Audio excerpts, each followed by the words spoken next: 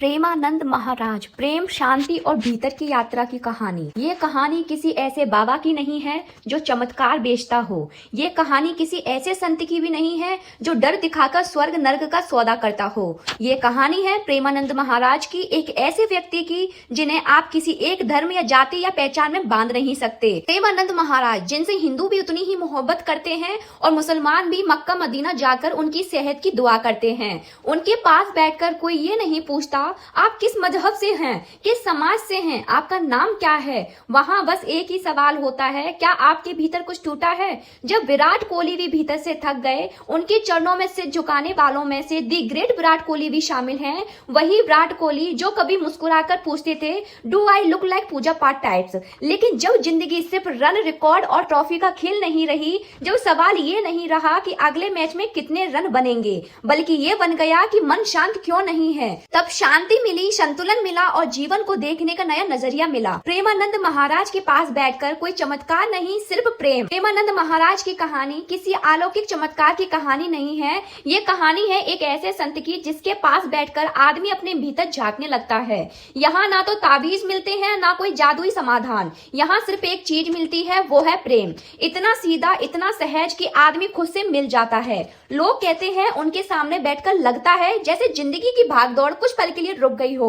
मन ने मानो गहरी सांस ले ली है। साधारण दिखने वाला असाधारण संत, पहली नजर में प्रेमानंद महाराज एक बेहद साधारण व्यक्ति लगते हैं। ना भारी शब्द, ना ऊंची आवाज, ना विद्वता का दिखावा, ना ही बनावटी गंभीरता। लेकिन जैसे जैसे आप उन्हें समझते हैं, यह साधारणता धीरे धीरे असाधारणता होने का एहसास कराने लगती है। उनके शब्दों में शोर नहीं होता, फिर भी वो आत्मा तक उतर जाते हैं। उनकी मुस्कान में कोई बनावट नहीं होती, फिर भी वह टूटे मन को जोड़ देते हैं। एक साधारण बालक अनिरुद्ध कुमार पांडे। इस कहानी की शुरुआत होती है उत्तर प्रदेश के कानपुर जिले के सरसोल ब्लॉक से। साल 1969 के आसपास एक साधारण ब्राह्मण परिवार में एक बालक का जन्म होता है। नाम रखा जाता है अनिरुद्ध कुमार पांडे। पिता शंभुनाथ पांडे धार्मिक स्वभाव के व्यक्ति और माता रमा देवी भक्ति में रमी रहने वाली। घर में पूजा, व्रत, उपवास आम बात थी। दादाजी स्वयं सन्यासी थे। शायद यही वजह थी कि अनिरुद्ध का मन बचपन से ही संसार से ज्यादा ईश्वर की ओर झुका रहा।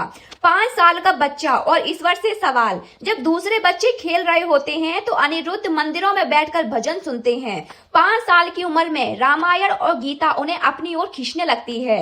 गांव वाले कहते हैं ये बच्चा साधारण नहीं है, इसके भीतर कोई और ही अग्नि जल रही है। उसके मन में एक सवाल बार बार उठता है, जब सब चले जाएंगे तो मेरा कौन होगा। और उसी सवाल से एक उत्तर जन्म लेता है, मेरा तो सिर्फ भगवान है। 13 साल की उम्र में घर का त्याग कर लेना। 13 साल की उम्र तक अनिरुद्ध का मन लगभग संसार से विरक्त हो चुका था। एक रात जब पूरा गांव सो रहा था, समय करीब 3 बजे, वह चुपचाप घर से निकल पड़े। ना पैसे, ना योजना, ना पता कि आगे क्या होगा। बस एक ही बात मन में, अगर भगवान है तो उन्हें पाना है, और अगर नहीं है तो यही खोज मेरा जीवन बन जाएगी। काशी से वृंदावन तक पहली तपोभूमि बनी। काशी गंगा स्नान, भिक्षा, कभी भोजन, कभी सिर्फ गंगा जल। भूख थी, ठंड थी, अकेलापन था, लेकिन शिकायत नहीं। फिर एक दिन ध्यान में वृंदावन का बुलावा आया। काशी ने सिखाया सब कुछ छूट जाता है। वृंदावन ने सिखाया इसी संसार में प्रेम को जिया जा सकता है। राधा रानी के चरणों में जीवन। वृंदावन में राधा वल्लभ संप्रदाय से संपर्क हुआ। यहाँ भक्ति डर से नहीं, प्रेम से होती है। यही मिले श्री मोहित गोस्वामी जी और फिर बड़े गुरु जी श्री गौरांगी शरण जी महाराज। सहचारी भाव की दीक्षा, जहाँ मैं का कोई स्थान नहीं, सिर्फ सेवा है। लगभग 10 वर्षों तक गुरु सेवा, सफाई, भोजन, वस्त्र, देखभाल, सब कुछ। यहीं से अनिरुद्ध कुमार पांडे बने श्री प्रेमानंद गोविंद शरण जी महाराज। बीमारी, सेवा और अडिग शांति। 35 वर्ष की उम्र में किडनी की गंभीर बीमारी। भक्त रोते रहे, किडनी दान की पेशकश हुई, लेकिन महाराज जी ने कहा किसी को कष्ट देकर मैं अपना जीवन नहीं बढ़ा सकता।